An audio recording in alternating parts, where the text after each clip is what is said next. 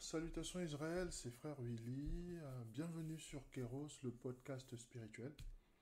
Et aujourd'hui, nous allons parler du temps. Le temps, qu'est-ce que c'est, comment le gérer, comment l'aborder et surtout comment le concevoir.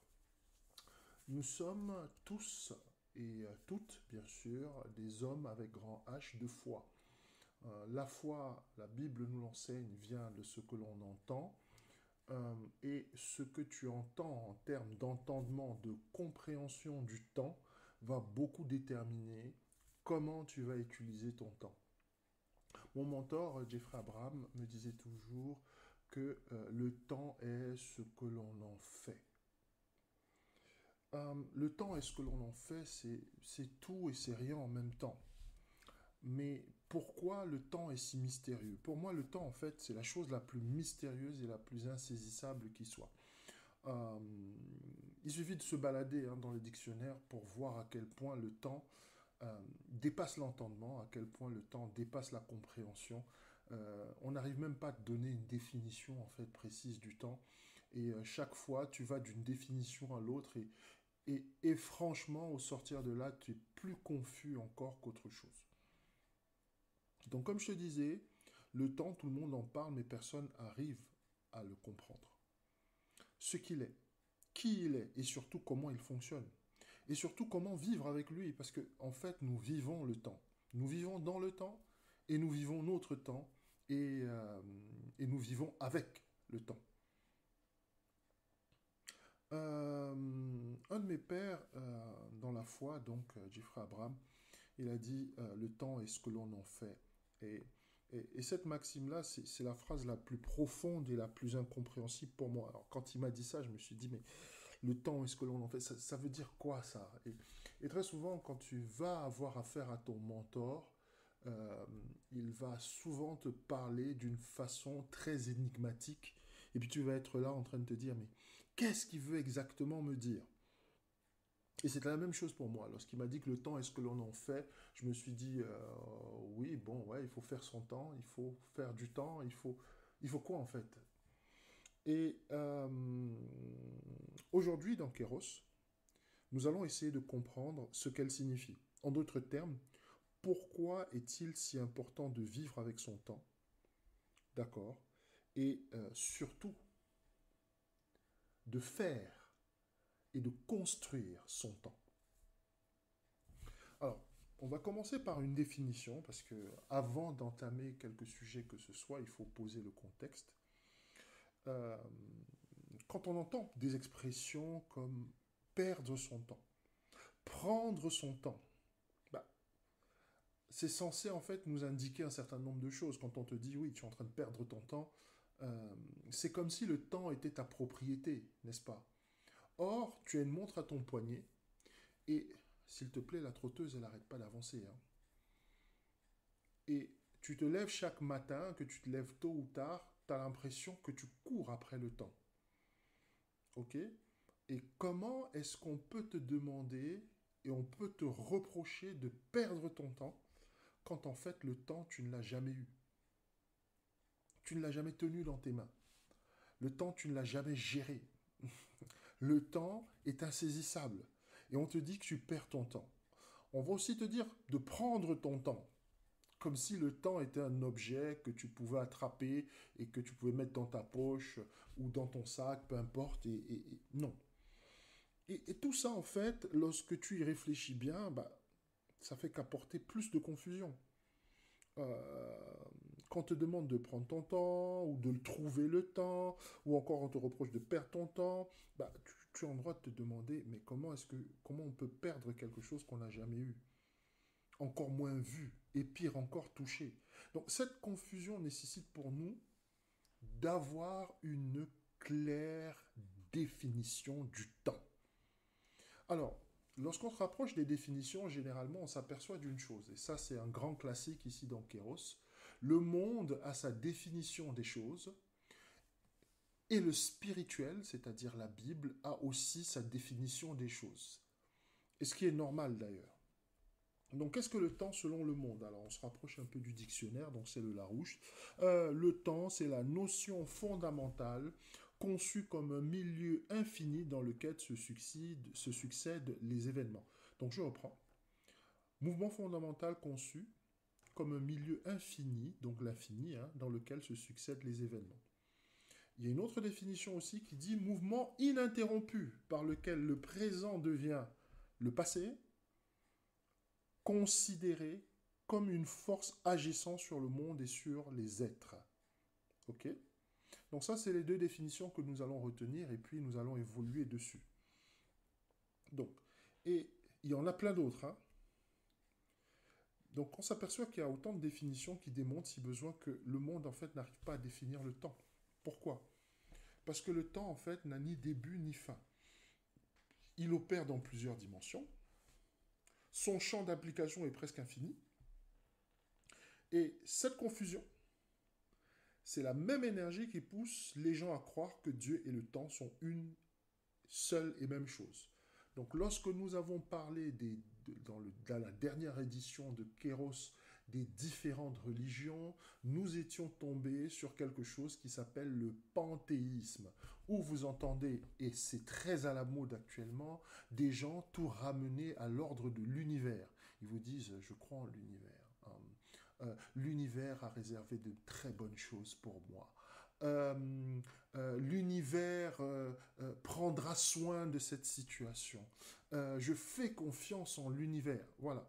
Tout ça, là, en fait, ça n'a rien à voir avec la foi chrétienne. Tout ça, ça n'a rien à voir avec Yah Elohim. Tout ça, ça n'a rien à voir avec Yeshua. Ça n'a rien à voir avec l'esprit. Ça a à voir avec une seule chose. C'est une religion qui s'appelle le panthéisme. Et dans le panthéisme, Dieu et l'univers sont la même chose. Dieu est tout. Donc Dieu est ta voiture, il est, je ne sais pas moi, ton appartement, il est l'air, il est le ciel, il est les nuages, les étoiles, le soleil, etc. Et éventuellement aussi, Dieu est le temps. Oui. Donc, lorsque tu entends ce genre de phrase, tu comprends que ces gens-là sont dans la conclusion que le temps et Dieu sont la même chose. Or, Yah Elohim a créé le temps. La Bible nous enseigne que l'éternité pour lui est un détail, parce qu'il évolue d'éternité en éternité. Donc le temps en lui-même, c'est une création de Yah Elohim. Ce n'est pas, ce n'a jamais été, et ce ne sera jamais le créateur. Dieu est distinct du temps. C'est pour ça qu'il n'a ni début, ni fin. La Bible dit qu'il est l'alpha et l'oméga. Il est celui qui est. Yahweh ben Yahweh. Celui qui est. Donc, en d'autres termes, juste pour te dire, il y a beaucoup de confusion en fait. Le monde a une conception du temps pour moi qui est très peu fiable. Et cette confusion a des conséquences dans ta vie, dans ta conception du monde, dans ta conception des choses, même dans ta conception des relations avec ton prochain. Ça a une influence. Et je t'explique d'une façon très simple. On imagine aujourd'hui que tu te maries ou que tu t'investisses dans une entreprise ou dans quoi que ce soit. Voilà. Si dans ta tête, Dieu et le temps sont la même chose, d'accord, la façon dont tu vas t'inscrire dans cette relation sera très, très, très différente. Non seulement tu mettras beaucoup de choses sur le compte de avec le temps, ça va aller. Avec le temps, ça va se faire. Puisque le temps est Dieu, il y a une partie de ton subconscient qui va se dire, Dieu me veut du bien, donc avec le temps, il va arranger les choses, puisqu'il est le temps. Donc ton action, ton input, on va dire, ton investissement est très différent parce qu'il y a une partie de ton subconscient qui est certaine qu'avec les choses, ça va s'arranger.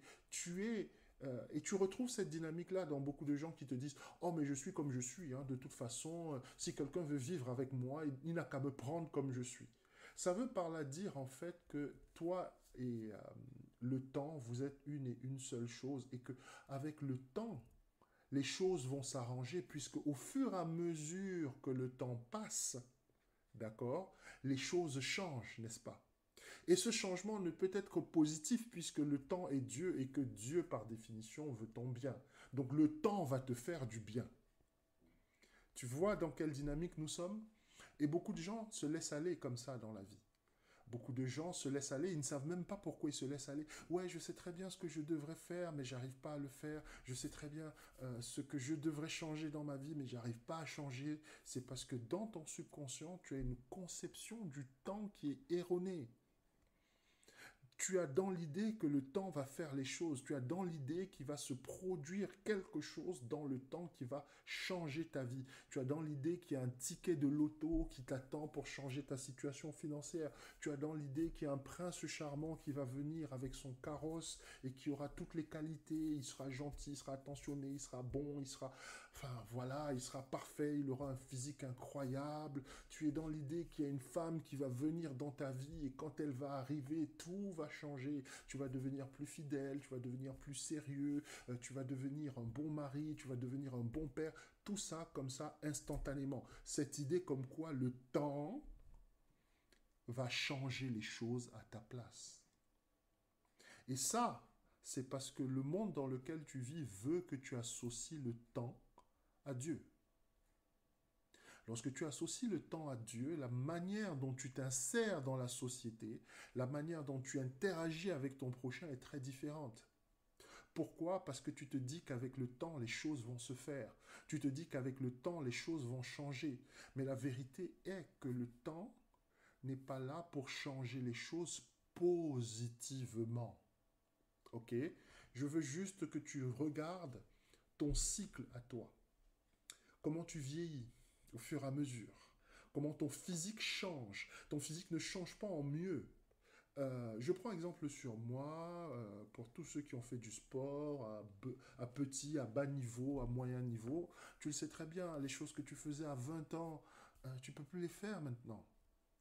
Nous, on était capable de passer toute la journée. Et quand je dis toute la journée, c'était, tu arrivais sur le terrain à 9 heures, tu joues au basket jusqu'à midi, tu t'arrangeais à manger un bout et tu étais là à 14 heures et quand tu rentrais, il était 22 heures. Et le pire, c'est que tu rentrais juste pour te changer et puis aller faire la fête après. Et tu revenais le matin, enfin tu rentrais chez toi le matin à 5 heures et à 10 heures, il y avait des potes qui étaient à ta porte pour te dire « on refait un basket » et tu repartais. Et tu n'avais même pas l'impression en fait que tu avais une quelconque fatigue dans ton corps. Tu pouvais sortir du basket, là, malgré une nuit approximative de sommeil, et enchaîner sur toute une autre nuit en jouant aux jeux vidéo. Maintenant, ce sont des choses que je n'envisage même pas de faire. Pourquoi? Parce que mon corps a changé.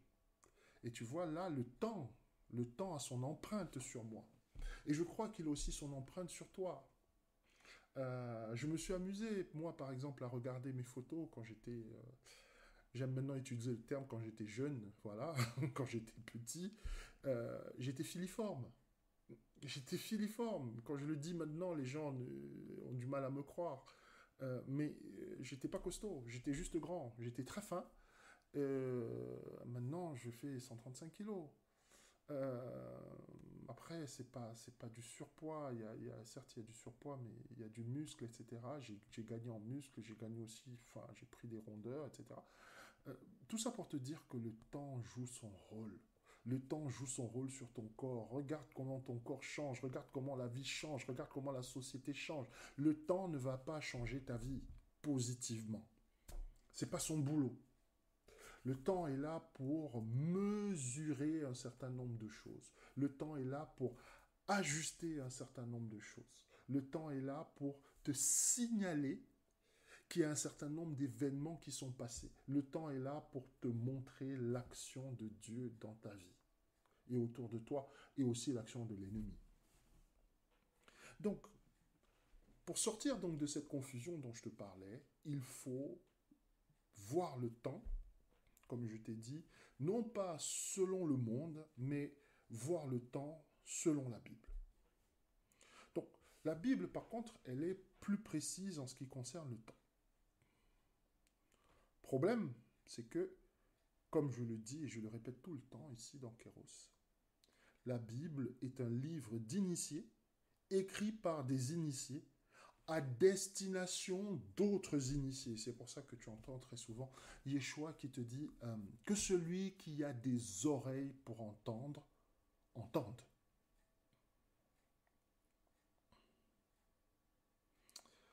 Le temps dans la Bible, il est intimement lié à la volonté de Yah Elohim et à son plan pour la création et pour l'humanité. Ça, c'est quelque chose qu'il est très important de comprendre, c'est quelque chose qu'il est très important de maîtriser, c'est quelque chose sur lequel je veux m'appesantir. Dans cette société où nous vivons, on nous fait croire que notre vie va se limiter à un certain nombre de choses. Parmi ces choses-là, le financier, c'est-à-dire l'argent, c'est-à-dire tout ce qui nous rapporte de l'argent, comme un boulot par exemple, comme notre business par exemple, est très important. Mais ce qu'on oublie de nous dire, c'est que en fait, euh, avec l'argent, on achète du temps dans cette société. C'est tout ce qu'on achète. Je ne te dis pas que le temps c'est de l'argent parce que c'est un blasphème en fait. Quand tu dis que le temps c'est de l'argent. Et je t'explique pourquoi. L'argent, c'est-à-dire la monnaie, etc., c'est quelque chose euh, qui est défini. Quand j'entends par là qui est défini, ça veut dire qu'il y a un commencement et qu'il y a une fin. Par exemple, il y a des monnaies qui ont existé euh, il y a encore une trentaine d'années, une quarantaine d'années qui n'existent plus maintenant. Par exemple, le franc a existé, tu vois. Eh bien, le franc maintenant n'existe plus, il a été remplacé par l'euro. Si maintenant tu rentres dans n'importe quel magasin, dans n'importe quel commerce, et que tu tends des francs au vendeur, le vendeur te dira cette monnaie n'a plus cours actuellement. Nous sommes passés à une autre monnaie qui s'appelle l'euro. Or, le temps, lui, n'a pas de valeur définie. Le temps est infini, le temps n'a pas de début et de fin. Donc, lorsque tu dis que le temps, c'est de l'argent, tu es en train de prendre, ok, quelque chose qui est infini, qui n'a ni début ni fin, et tu l'assujettis à quelque chose qui a une fin et un début. Ok? C'est ce qu'on appelle l'iniquité. C'est-à-dire que là, tu es en train de mettre dans la balance deux choses qui ne devraient jamais et absolument être mises en balance. Pourtant, dans notre société, c'est ce qui se passe. On prend le temps et on te dit, écoute, voilà comment les choses se passent. Et ça va même plus loin parce que c'est incroyable. Tu ne peux même pas te rendre compte à quel point la société est pervertie et à quel point la société s'est éloignée de ce que nous pouvons considérer comme étant l'équité et la justice. Dans la société où nous vivons, on te dit, écoute, tu as un taux horaire. C'est-à-dire que ton temps, on estime une valeur de ton temps. Entends bien, lorsque tu travailles dans le milieu de l'entreprise. Et on te dit, par exemple, le SMIC horaire est à 10 euros, 10,50 € 50 ou 10 euros, je ne sais pas combien il est actuellement le SMIC. On te dit, voilà, ça c'est la valeur de ton temps. Concrètement, on est en train de te dire que c'est la valeur de ta vie. Et on estime que tout le talent que Yah Elohim a mis dans toi, toutes les capacités que tu as, toutes les qualités que tu as, tout le potentiel que tu as vaut 10 euros. Alors certains vont me dire, oui, mais moi je ne suis pas payé 10 euros, je suis payé 20 euros de l'heure, je suis payé 30 euros de l'heure, 50 euros de l'heure, peu importe. Mais le potentiel que tu as est inestimable. Et je te prouve que le potentiel que tu as est inestimable parce que très souvent on voit des gens, ils travaillent dans le milieu de l'entreprise pendant un bon bout de temps, il est simple employé, et puis tout à coup il crée son entreprise, et son entreprise montre que cette personne-là, ben, en fait, elle marche très bien, l'entreprise décolle, et la personne devient PDG, et tout le monde est en extase en disant « Ah, mais c'est quelqu'un d'incroyable, c'est un génie, etc. etc. » Et tout à coup, son temps qui valait 10 euros il y a à peine quelques années, triple, quadruple, parfois même prend une valeur exponentielle, devient inestimable. Pourtant, c'est la même personne. Vous n'allez pas me dire qu'en l'espace de 3, 4, 5 ans, cette personne-là, eh bien, a changé entièrement sa personne et est devenu quelqu'un d'autre. Non. Quand il allait faire son boulot de balayeur de rue, ou je ne sais pas moi, de serveur, ou de, etc., euh, ça ne changeait rien au fait qu'il soit et qu'il ait le potentiel d'être un directeur, qu'il ait le potentiel d'être un chef d'entreprise, qu'il ait le potentiel d'être un capitaine d'industrie, qu'il ait le potentiel d'être un président de la République même. Où est-ce que je veux où est-ce que je veux que tu arrives? Je veux que tu arrives à la réalité que ton temps, en fait, il ne dépend pas de la valeur que la société a fixée pour lui. Ton temps, il dépend de ta destinée prophétique. Ta destinée prophétique, c'est le plan que Dieu a désigné pour toi et dans lequel tu dois t'inscrire si tu veux, ici dans cette terre, trouver une forme de satisfaction spirituelle. Je veux même aller plus loin, une forme de bonheur. Si tu ne veux pas vivre toute ta vie avec le sentiment que tu es passé à côté de quelque chose, si tu ne veux pas vivre toute ta vie en te disant « j'ai comme l'impression que cette vie que je vis n'est pas celle que je dois vivre », eh bien c'est parce que ta destinée prophétique est d'un côté. Et le temps et la valeur de ton temps que la société te présente est de l'autre. Ta destinée prophétique te demande pour y accéder d'avoir de la foi, de te tourner vers la spiritualité, d'embrasser la croix, de prendre le message de Yeshua.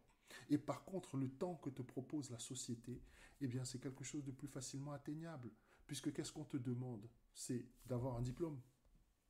Et excuse-moi, je ne veux pas cracher sur ceux qui ont des diplômes, mais avoir un diplôme ne signifie pas qu'on est intelligent.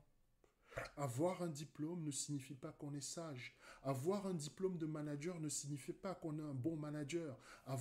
Sortir de Sciences Po, d'HEC, etc. ne signifie pas qu'on est excellent. Ça signifie simplement que tu as subi un conditionnement par rapport à ce que les élites de la société attendent et que tu peux facilement t'insérer dans le cadre de ce qu'ils ont prévu pour toi. Concrètement, avoir un diplôme signifie simplement que tu es capable, je dis bien, que tu es capable de fonctionner comme les élites, les maîtres de ce monde veulent que tu fonctionnes. Voilà ce que ça veut dire. Ça ne te rend pas supérieur à qui que ce soit. Ça ne te rend pas plus intelligent que qui que ce soit. Ça te rend simplement beaucoup plus malléable à ce que la société veut créer. Les gens qui ont un certain niveau d'intelligence, généralement, ont beaucoup de mal avec les diplômes. Je te donne un exemple. Einstein a raté son bac plusieurs fois. On est toujours en train de citer Einstein comme étant un exemple d'intelligence, mais il avait du mal avec l'école, parce que l'école est un conditionnement. Et au-dedans de lui, il savait bien que même si à l'école on le considérait comme un cancre, il était un génie. Il savait très bien que même si à l'école on le considérait comme le dernier de la classe, le raté des ratés, il y avait quelque chose au-dedans de lui qui lui disait qu'il était autre chose que ce que ses professeurs lui disaient. Et c'est le même message que j'ai pour toi aujourd'hui. C'est que ton temps est précieux. Ne laisse pas la société t'illusionner sur la valeur de ton temps. Ne laisse pas la société t'illusionner sur la valeur de qui tu es. Parce que ce que tu es, ce n'est pas un SMIC horaire. Et ce que tu es, ce n'est pas un taux horaire. Ce que tu es, ce n'est pas un CDI. Ce que tu es, ce n'est pas un diplôme. Ton véritable potentiel se retrouve dans ta destinée prophétique. Ta destinée prophétique, elle est liée à ton talent. Et j'espère vraiment que dans les prochaines éditions de Kéros, nous aurons à revenir sur cette notion de talent, sur cette notion de don, sur cette notion de destinée prophétique, parce que je veux mettre ici un petit addendum pour préciser que la destinée prophétique la destinée n'est pas du tout dans le monde spirituel, ce que nous concevons que la destinée est dans le monde physique. Lorsqu'on parle de ta destinée prophétique, on est en train de parler du plan que Dieu a prévu pour toi. Ce n'est pas un programme que Dieu a mis en place où tu es une victime et tu vas suivre ce programme jusqu'au bout. Non, c'est quelque chose que tu dois travailler. Et lorsque l'apôtre Paul nous parle de travailler à son salut, il est en train d'inclure dedans la destinée prophétique. Et pour ceux et celles qui s'intéressent à la destinée prophétique, qui veulent vraiment savoir quel est leur talent, qui veulent vraiment savoir ce que Yah Elohim a mis au-dedans d'elle, en termes de potentiel, je ne peux que t'inviter à une seule chose, c'est le coaching. Alors je propose du coaching, il y a plusieurs autres ministères qui proposent du coaching, mais si tu n'arrives pas à t'en sortir seul, si tu sens que tu as un potentiel, si tu sens que tu as des capacités, et si tu sens que tu as envie que ta vie ressemble à autre chose que ce que tu es en train de vivre actuellement, le coaching est pour toi. Mais je veux revenir à cette notion de temps. Le temps, ce n'est pas ce que tu lis sur ta montre. Ça, c'est une mesure du temps. Oui, je vais peut-être te choquer. Le temps, ce n'est pas ce que tu vois sur ton portable. Ça, c'est une mesure du temps. De la même manière que le temps, le vent, ce n'est pas ton chapeau qui s'envole. Le vent, ce n'est pas ton linge qui se décroche de la corde à linge et qui s'en va au passage. Non, ça, c'est l'action du vent. Et ce qu'on est en train de te faire croire, c'est que la mesure du temps et le temps sont la même chose. Non, le temps, ce n'est pas une affaire d'heures et de secondes. Ça, c'est une mesure du temps. Ça, c'est une mesure d'une partie du temps. Et c'est pour ça que j'attire ton attention sur ce que la société est en train de te proposer. La société te vend du chronos. Et même pas la totalité du chronos. La société te vend une mesure du chronos. Et te dit, écoute, c'est ça qu'il te faut. Tu as le temps. Trouve le temps, prends le temps. Et tout le monde est après toi en te parlant du temps. Et on voit ça souvent pour ceux et celles, par exemple, qui n'ont pas encore trouvé dans leur vie une personne avec qui vivre. Les gens te disent, ah oui, mais tu es en train de perdre ton temps, pourquoi tu n'es pas marié? Tu es en train de perdre ton temps, pourquoi tu n'as pas encore passé ton diplôme? Tu es en train de perdre ton temps dans cette entreprise, pourquoi tu n'as pas encore eu de promotion? Tout cela peut être vrai, mais comment tu peux perdre quelque chose que tu n'as jamais eu? Parce que la notion de temps est liée à ta perception spirituelle des choses. Le temps est d'abord une question spirituelle. Il y a Elohim dans la parole de Dieu, dans la Genèse, dans la Bible, on te dit qu'il commence le processus de création en mettant en place un matériel de mesure de jour et de nuit, c'est-à-dire le soleil et la lune.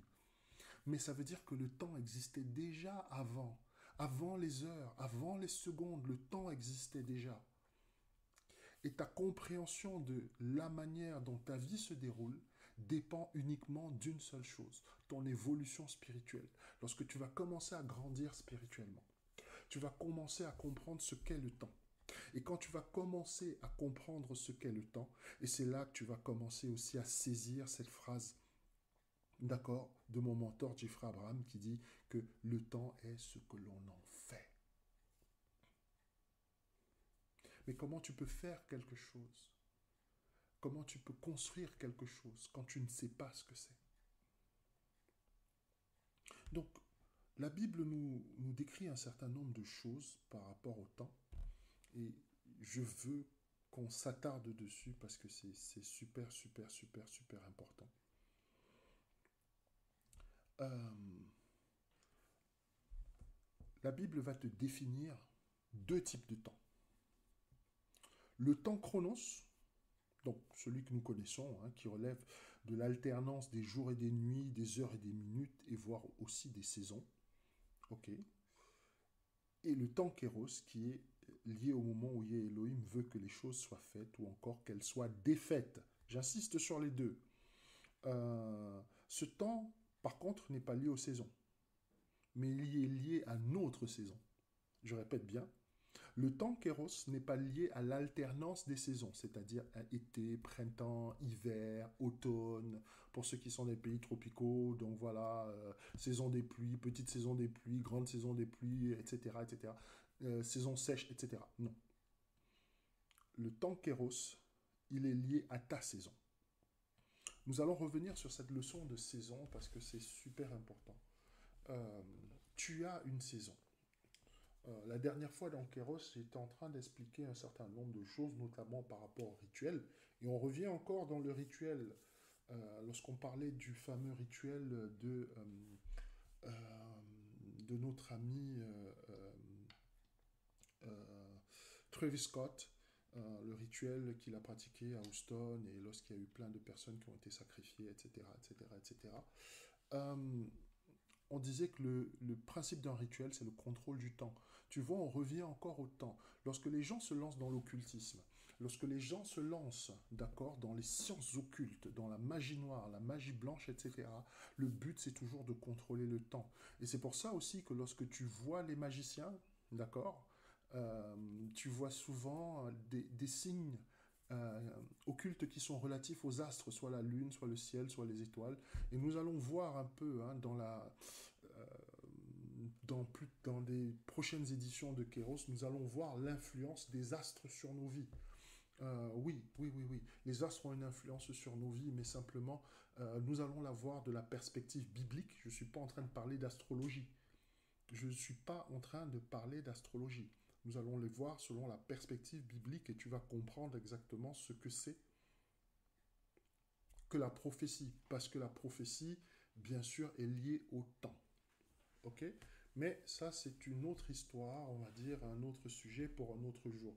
Je veux qu'on se focalise sur les deux temps. Donc, nous avons parlé du temps normal, donc du temps chronos, et nous avons parlé du temps kéros. Ok. Et comme je te disais par rapport au temps kéros, bah, à ce temps-là, bah, il n'est pas lié aux saisons, mais il est lié à notre saison. Et il y a un passage type qui caractérise le temps kéros, c'est Luc 19, verset 41 jusqu'à 44. Qu'est-ce que la Bible nous dit? La Bible nous dit, comme il approcha de la ville, Jésus, en la voyant, donc Yeshua, en la voyant, pleura sur elle et dit, si toi aussi, au moment, en ce jour qui t'est donné, tu connaissais les choses qui appartiennent à ta paix, mais maintenant elles sont cachées à tes yeux. Il viendra sur toi des jours où tes ennemis t'environneront de tranchées, t'enfermeront, te serreront de toutes parts.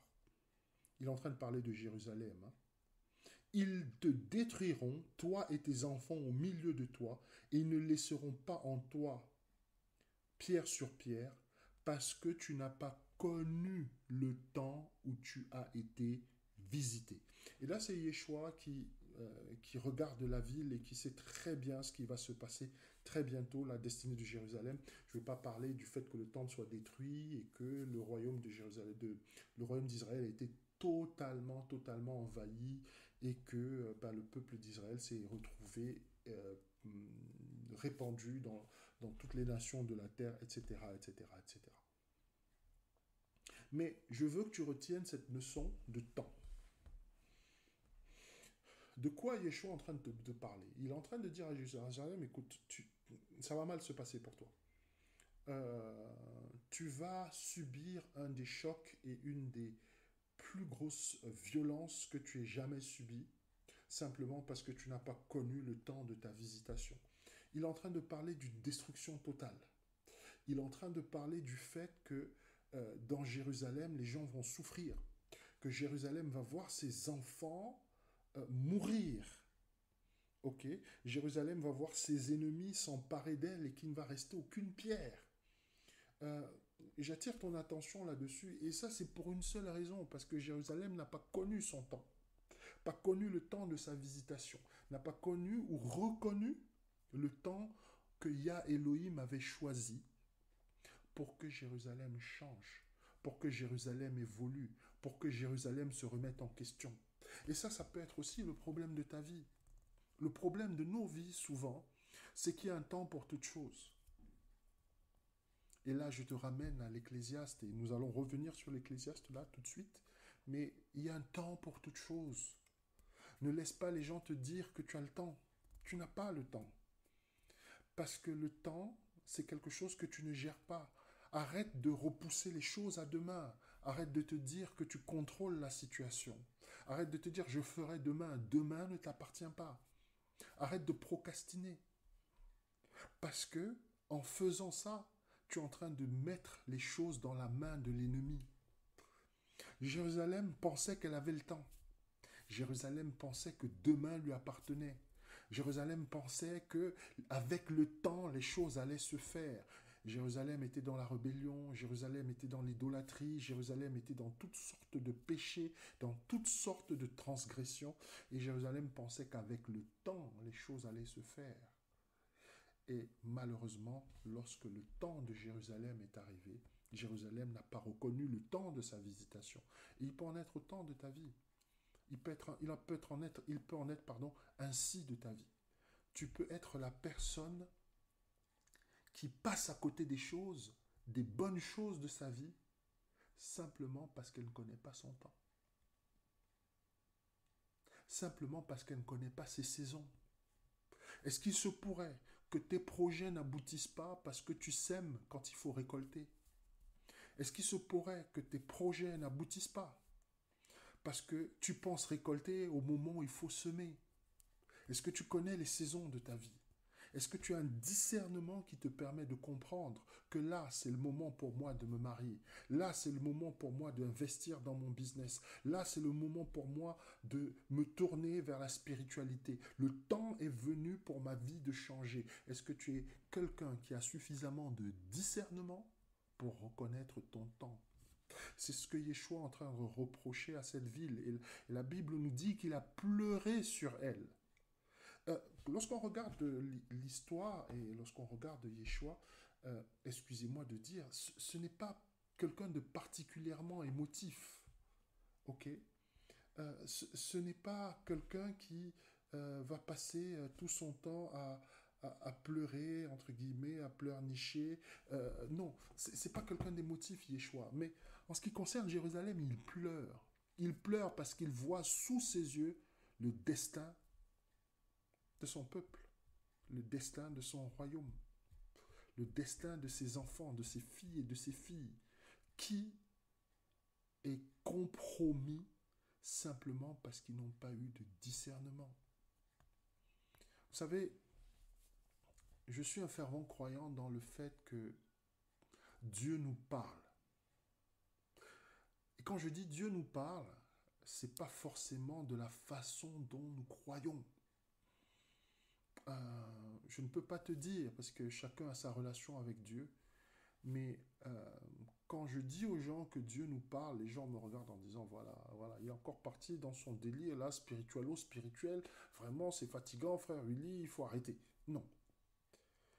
Comment Dieu nous parle? Parce que Dieu a un langage. Yah Elohim, il a un langage. Les êtres spirituels ont une manière de communiquer entre eux. Et que tu le veuilles ou pas, toi aussi, tu es un être spirituel. Tu es un esprit qui est en train de vivre une expérience dans le monde physique. Et un jour, ce corps que tu crois être quelque chose qui t'appartient, tu vas devoir le laisser pour continuer le reste de ta vie dans le monde des esprits. Tu vas faire ton temps ici sur Terre et tu vas partir. Ok?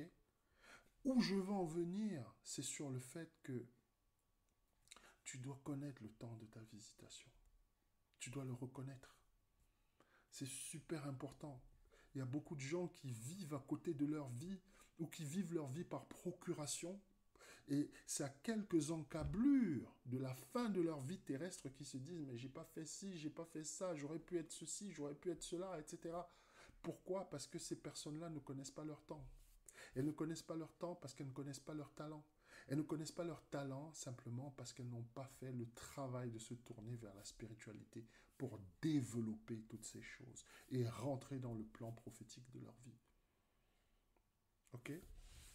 Donc, lorsque nous entendons Yeshua parler, et ces larmes sont aussi les mêmes larmes qu'il certainement doit pleurer par rapport à nos vies lorsqu'il voit que nous gaspillons tout le potentiel qu'il a mis au-dedans de nous, parce qu'il nous a donné son esprit, et parfois l'usage qu'on fait de l'esprit est juste catastrophique, il faut se dire les choses telles qu'elles sont.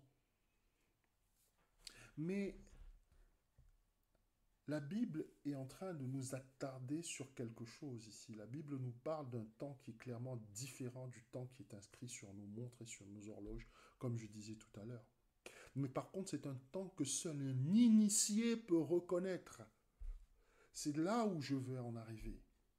Il en est de même pour nos vies. Nous devons pouvoir discerner le temps de Yah, le Kéros. Et c'est ce temps que l'Ecclésiaste dont je parlais à l'instant nous décrit. Quand tu lis Ecclésiaste 3, du verset 1 à 15, voilà, tu vois, il y a un temps pour tout, un temps pour toute chose sous les cieux, un temps pour naître, un temps pour mourir, un temps pour planter, un temps pour arracher ce qui a été planté, etc., etc., etc. On est en train de te parler du Kéros. On n'est pas en train de te parler du Chronos. Et beaucoup de gens, quand ils lisent ce passage en tant que non-initiés, quand tu le lis, tu penses qu'on est en train de parler des saisons, qu'on est en train de parler de l'alternance des saisons, qu'on est en train de te dire oui, il y a un temps pour tout, etc. C'est vrai qu'il y a un temps pour tout, mais il s'agit plus du kéros. Ok? Il y a un temps pour naître, un temps pour mourir. Il y a un temps pour renoncer aux choses du monde. Il y a un temps pour suivre Yah Elohim. Il y a un temps pour tout. Et ce temps-là, c'est le plus important car il est le plus lourd de conséquences pour nos vies. Je te disais tout à l'heure que Yah Elohim nous parle. Et quand il nous parle, la Bible nous dit qu'il est le maître du temps et des circonstances. Donc quand il nous parle, il utilise le langage le plus accessible et le plus facile pour nous, qui est celui du temps. Donc il va te parler au travers du temps et des circonstances. Je te donne un exemple. On imagine que tu veux te marier. Avant ton mariage, à 90% du temps, c'est ce qui se passe. Yah Elohim te montre la vraie personnalité de la personne avec qui tu veux te mettre. Yah Elohim expose cette personne sous tes yeux. Mais c'est toi qui vas trouver des raisons. Tu vas dire non, elle a fait ça parce que. Oh non, mais il se comporte comme ça parce que. Non, mais il a dit ça parce que. Non, mais en fait, le problème de sous qu'on a, il a pris ça parce que. Et c'est toi qui trouves les raisons. Mais Yah Elohim te dit exactement ce qu'est la personne. Qu'est-ce qu'elle est exactement pour toi et comment est-ce que cette relation va se décliner dans le futur. Tu veux t'engager dans le domaine de l'entreprise, c'est la même chose. Yah Elohim, au travers du temps et des circonstances, va te révéler exactement ce que va être ta vie future. Mais par contre, peut-être que tu es séduit, peut-être que tu es plus intéressé par les profits que tu penses percevoir dans ton investissement, plutôt que par ce qu'il est en train de te montrer. Parce que parfois, les circonstances de nos vies nous montrent des choses qui sont très, très, très dures et inacceptables. Et nous refusons de les accepter. On dit non, non, non, non, c'est pas ça du tout. Non, mais peut-être que, peut-être que, peut-être que. Et puis on a toujours une grosse collection de raisons, toutes plus valables les unes que les autres pour excuser. Alors que Yah Elohim, au travers du temps et des circonstances, te montre très souvent quelle est la personne. Ton entourage, Yah Elohim va toujours te dire qui il est. Il va te mettre dans des situations où tu vas voir un visage des personnes que tu crois être, entre guillemets, tes personnes. et te dire voilà ce qu'elles sont. Mais toi, tu vas être plus malin, n'est-ce pas? Tu vas raisonner. Et tu vas dire non, mais ils ont fait ça parce que. Elles ont fait ça parce que. Elles ont dit ça parce que. Tu vas commencer à trouver des raisons. Alors que Yah Elohim est en train de te parler au travers des circonstances de ta vie. Et c'est comme ça que les choses se passent. Tu investis dans un business, le business ne marche pas. Est-ce que tu as cherché la face de Yah Elohim pour comprendre la raison? Quelle est la signification, quelle est la symbolique de ce business qui ne marche pas? Quelle est la symbolique de ce mariage qui a échoué? Quelle est la symbolique de cette entreprise que tu as construite qui n'a pas marché? Quelle est la symbolique qu'il y a dans la difficulté que tu as à trouver des connexions avec ta propre famille? Tout ça, ce sont des choses qui sont super importantes. Le temps. Donc, comme je te disais, c'est le kéros qui est le temps le plus important.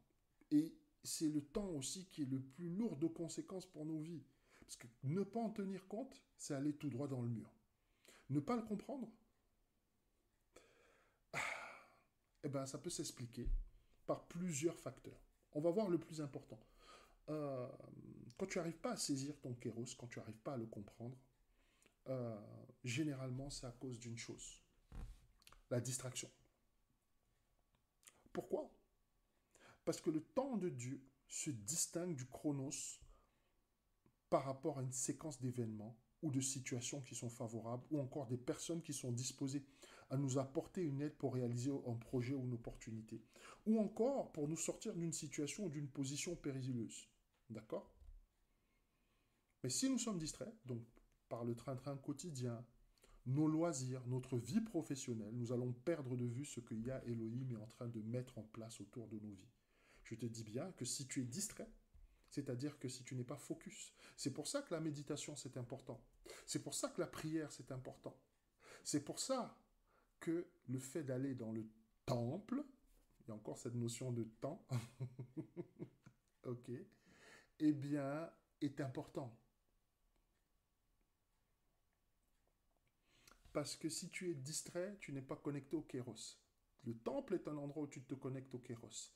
La méditation est un endroit où tu te connectes au kéros. La prière est un endroit où tu te connectes au kéros. La louange, l'adoration, tout ça, ce sont des endroits ou des moments ou des séquences où tu peux te connecter au temps de Dieu, à la vibration de Dieu. Sur cet épisode de Kéros, nous allons faire 2 épisodes sur le temps pour que nous puissions bien comprendre cette notion de temps, de vibration, de Kéros, pour que chacun puisse se faire une idée précise. Ok? Mais je digresse. On va continuer sur le temps, Kéros, et sur la distraction. Donc si tu es distrait par le train-train quotidien, par tes loisirs, par ta vie professionnelle, ta vie sentimentale, par exemple, ça c'est une distraction qui est énorme. Ok? Juste pour te dire, selon une étude, alors c'est pas moi qui parle, hein, dis pas que c'est frère Willy qui a dit, etc. Non, c'est une étude très sérieuse d'ailleurs d'une université américaine. Je pense qu'il s'agit de UCLA, si ma mémoire est bonne, University of California and Los Angeles. UCLA, qu'est-ce qu'ils disent? Eh bien, ils disent que lorsque tu tombes amoureux, tu perds 75% de ton potentiel intellectuel. Ce qui peut effectivement expliquer pourquoi, quand on est amoureux, on se fait parfois rouler financièrement, quand on est amoureux, on se fait rouler dans la farine, etc. C'est parce que simplement, il y a 75% de tes capacités de réflexion, pouf, qui s'en vont dès que tu tombes amoureux. Donc, c'est juste une parenthèse. Donc, ta vie sentimentale, effectivement, peut être une source de distraction qui t'empêche de réaliser ton kéros. Et je vais attirer ton attention sur une chose en parlant des relations sentimentales. Quand tu regardes la plupart des hommes, des femmes de Dieu dans la Bible, ce sont rarement des personnes qui sont très très portées sur les sentiments. Je dis ça, je dis rien. Tu vas comprendre. Quand tu vas avancer, toi aussi, tu vas comprendre que les sentiments et servir Dieu en même temps, c'est souvent très compliqué. C'est les hommes et les femmes de Dieu, je ne te dis pas que ce ne sont pas des personnes qui n'aiment pas, qui n'ont pas d'affection pour telle ou telle autre personne, mais ce sont des personnes qui ne laissent pas les sentiments dominer leur vie. Ce sont des personnes qui ne laissent pas les sentiments prendre le dessus sur leur personne, prendre le contrôle sur leur personne et totalement oblitérer, d'accord, le processus de communication avec Dieu. Concrètement, c'est pas parce que je suis déçu par mon copain ou c'est pas parce que ma copine m'a lâché que ben, je prie plus, j'adore plus, je ne médite plus, etc. Non, ce sont des personnes effectivement qui ont eu des relations, qui ont aimé, qui ont eu des enfants, des familles, qui ont été mariées, mais jamais, au grand jamais, les sentiments n'ont pris le dessus sur leur mission. La seule personne qui a laissé ses sentiments prendre le dessus sur sa mission, majoritairement, enfin, je ne dis pas la seule, hein, mais c'est celle que je vois là tout de suite, bah, c'est Monsieur Samson. Samson, il savait très bien quelle était la mission que Yah Elohim lui avait donnée et bien sûr quel était le secret de cette mission. Mais Monsieur Samson, pour des raisons qui nous échappent, a décidé de laisser ses sentiments pour Dalila primer sur la mission de Yah Elohim et nous savons comment les choses se sont terminées. Donc qu'est-ce que je veux te faire comprendre? C'est que si tu es distrait, tu vas perdre ton temps. Hello. Si tu es distrait, tu vas perdre ton temps. Tu vas perdre de vue ton kéros. Et quand tu as perdu de vue ton kéros, l'ennemi attend patiemment ce moment-là parce qu'il sait que c'est là qu'il peut agir. Parce qu'il sait que c'est là qu'il a la main. Parce qu'il sait que c'est là qu'il a le contrôle sur ta vie. Ok? Donc, la question qui se pose maintenant, c'est comment éviter de perdre son temps? Donc, le temps est un des éléments que nous négligeons parce que, quelque part, déjà, on n'en voit pas l'importance. En fait, dans ta vie, tu as deux choses qui sont importantes, deux choses qui sont capitales. Ton temps et ton âme. C'est les seuls éléments. Si tu perds un de ces éléments, il t'est impossible de le reprendre ou de le racheter. Impossible de le reprendre ou de le racheter. Impossible. Donc, pour comprendre comment éviter de perdre son temps, il faut comprendre d'abord que tu as peu de temps, mais vraiment peu de temps. Ok? Alors, l'espérance de vie d'un homme est de 80 ans. D'accord? 80 ans. Et dans ces 80 années, tu perds déjà une vingtaine d'années au moins. Ok? Je te dis, ton espérance de vie, c'est 80 ans. D'accord? Dans ces 80 années, il y en a 20 qui, pouf, déjà tu es en moins. Comment? Bah, tout simplement, comment tu perds 20 années? Tout simplement en dormant tous les jours. Si tu dors en moyenne 7 heures par jour, tu lâches déjà une vingtaine d'années à cause de ton besoin naturel. Donc déjà, sur ces 80 années qu'on dit que tu vis 80 ans, machin et tout, il y a déjà 20 bonnes années que tu passes à ronfler, à roupiller, à dormir, à rêver, etc., ce que tu veux. Et ça, c'est normal, c'est un besoin naturel. Donc qu'est-ce qui te reste? Ah, il te reste 60 ans. Donc nous allons voir que dans ces 60 ans encore, tu vas encore trouver le moyen d'en perdre du temps. Tu as encore lâché du temps. Par exemple, si tu as un emploi, tu passes en moyenne 9 heures au boulot. Voilà, je ne vais pas compter les transports, etc., etc., etc., machin et tout. Le boulot, généralement, c'est 9 heures. OK? Donc, en comptant les jours fériés et les vacances, c'est 9 heures. Eh bien, jusqu'au moment de ta retraite, ça nous fait un total de 92 120 heures, c'est-à-dire sensiblement, mis bout à bout, 10 ans. OK? À peu près. Hein. À cela, euh, il faut ajouter les réseaux sociaux. Si tu passes en moyenne 1 heure sur les réseaux, chaque jour, ça veut dire que tu disposes en moyenne un mois chaque année pour ta vie sociale, enfin ta vie sociale virtuelle. Hein. Donc, sur ces 60 ans, tu vas lâcher 5 ans pour les réseaux. OK? Donc, il faut comprendre qu'en moyenne, l'internaute passe 2h30 approximativement sur les réseaux. Donc, nous parlons généralement de plus de 12 ans. Donc, si tu fais les comptes, ça va faire quoi? Ça va faire 22 ans. 22 ans qui sont passés sans forcément être 22 années qui sont passées sans forcément être productives. C'est-à-dire qu'il y a d'un côté ton besoin naturel, de l'autre, bon, c'est le boulot, c'est productif, mais enfin bon, la plupart d'entre nous ont des boulots qui sont alimentaires, il faut dire les choses telles qu'elles sont. Ces boulots que nous faisons, si on ne nous donnait pas de l'argent en échange, ben, on ne les ferait tout simplement pas. Donc, en termes de production, et quand je parle de production, je dis spirituellement, d'épanouissement, de croissance spirituelle, etc., de connexion avec le divin, nous sommes à zéro. Donc, il y a déjà 22 ans comme ça que tu as lâché, où il n'y a rien qui se passe. Mais où est-ce que je veux en venir? Surtout par rapport aux réseaux sociaux. Je t'ai dit que tu as passé 12 ans, tu vas passer 12 ans rien que sur les réseaux sociaux. Donc pourquoi? Parce que Internet, en fait, on l'utilise en moyenne, hein. Après, ça dépend vraiment des pays. Mais en moyenne, le monde occidental moderne, c'est 2h27 sur les réseaux, sur Internet, etc. Même quand tu es sur une application, etc., tu es sur Internet, hein, rassure-toi. Donc, ça fait un total de 22 ans. Maintenant, beaucoup d'entre nous sont dans des situations financières parfois qui sont compliquées. Et chacun d'entre nous cherche à se sortir de ces situations. Mais je vais te dire quelque chose qui va peut-être te choquer. Si le temps que tu passais sur les réseaux sociaux, tu le passais à faire quelque chose de productif financièrement et rentable, tes problèmes financiers seraient résolus. Et tu sortirais de l'abondance financière. Je sais que ça ne cadre pas au message habituel de la prospérité, etc., etc. Mais en fait, ta prospérité, c'est toi qui la décides. Quand tu vas commencer à faire de tes loisirs, utiliser le temps de tes loisirs pour t'investir dans des vrais projets qui rapportent, il va se passer quelque chose. Et il en est de même pour tous les projets que tu as, pour tous les rêves que tu as. Mon but, c'est pas de faire de toi un obsédé ou un maniaque du temps, quelqu'un qui court après chaque seconde. Non, non, non, non, non. Bah, de toute façon, d'ailleurs, j'ai pas ce pouvoir. Mais l'idée, c'est de te faire comprendre que malgré le peu de temps que tu as dans la vie, tu as tout le temps qu'il faut.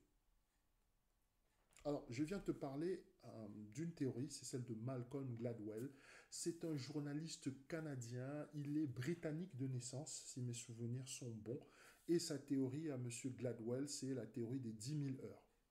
Selon lui, il faudrait 10 000 heures de pratique de quelque chose pour accéder à un excellent niveau, voire une maîtrise parfaite d'un instrument ou d'une activité. Ok? 10 000 heures, c'est pas autant que tu crois. Et voici ma théorie. Si tu es capable de consacrer 2 heures dans les réseaux sociaux pour ton simple plaisir chaque jour, alors tu es plus que capable de consacrer le même temps, voire beaucoup plus pour tes rêves. 10 000 heures, c'est 417 jours, très exactement.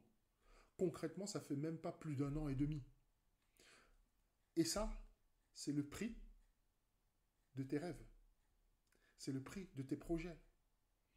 1 an et demi de temps utile et productif, sans distraction, sans amis, sans vie sociale. Je sais que c'est dur, mais les rêves ont pris. Je suis là pour te parler du temps. Et tu vois que le chronos aussi peut cacher beaucoup de choses. Je suis là pour te parler du temps. Je ne suis là pas là pour te dire qu'il faut jeter le chronos par la poubelle, pour prendre uniquement le kéros. Je suis en train de te dire qu'il faut maîtriser les deux. Je suis en train de te parler de l'équilibre. Je suis en train de te parler de la balance. Parce que lorsque tu maîtrises ton chronos et que tu maîtrises ton kéros, il y a très peu de choses que tu ne puisses pas accomplir dans ta vie. Il est impossible que ta destinée prophétique te passe au-dessus. Il est impossible que ta destinée prophétique t'échappe. Donc, mon souhait, ce serait que tu rentres dans ton chronos. Mon souhait, ce serait que tu rentres dans ton kéros. Mon souhait, ce serait que tu sois vraiment un initié du temps pour comprendre quel est le langage de Dieu pour ta vie, quel est le langage du chronos pour ta vie, et de faire une association des deux. Ton discernement du chronos et ton discernement du kéros va te donner la supériorité à tout point de vue dans ta vie et devant toutes les circonstances de ta vie. Ce que je veux, c'est que euh, tu saches que tes rêves, tes projets, eh ben, leur réalisation, ça dépend que de toi. Ça dépend que de ta volonté. Ça dépend que de ton envie de payer ce prix-là. Si on te dit que c'est 10 000 heures, moi je pense que c'est peut-être 2 fois plus. Pour certains, tout le monde n'a pas le même niveau de talent. Mais si tu es prêt à payer ce prix, bah, tu seras prêt à réaliser tes rêves. Par contre, ça ne va pas se passer comme ça. Ce sera un processus, ce sera difficile, il y aura des difficultés à surmonter. Mais c'est le prix à payer pour te sortir de la situation dans laquelle tu es. Te sortir de la situation dans laquelle tu es, c'est-à-dire un boulot que tu n'aimes pas, un patron que tu supportes pas, des collègues peut-être qui te prennent la tête. Et peut-être même, je ne sais pas moi, ça peut être n'importe quoi, ça peut être une vie familiale désastreuse, un mariage qui va pas, etc. Il y a plein de choses pour lesquelles tu as la possibilité, si tu mets le temps, de changer les choses. Mais ça passe par déjà ta compréhension de ce que c'est que le temps. Parce que si tu ne comprends pas ce que c'est que le temps, bah, tu vas perdre ton temps. Donc voilà, c'est mon message pour toi ce jour. Mon message, c'est arrête. Arrête de jalouser. Arrête de mal parler. Arrête d'envier. Arrête de convoiter. Arrête d'être le spectateur de ta propre vie. Parce que si tu rentres dans ton kéros, si tu rentres dans ton chronos, tu as la possibilité de changer ta vie. Toi seul as ce pouvoir-là. Yah Elohim, il a déjà tout mis en place pour que tu suives le chemin. Yah Elohim, il a déjà tout mis en place pour t'aider. Son esprit, sa parole, ses anges, mais ce qui doit changer, c'est ta volonté. Est-ce que tu as envie de changer?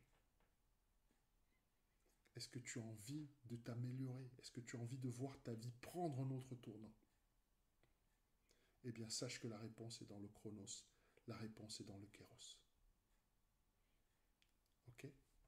Bon, on va s'arrêter là pour aujourd'hui. Je te remercie pour ton attention et je rends grâce à Yah Elohim si ce message trouve un écho dans ton cœur. Et si c'est le cas, eh bien, n'hésite pas à mettre les choses en marche pour changer ta vie.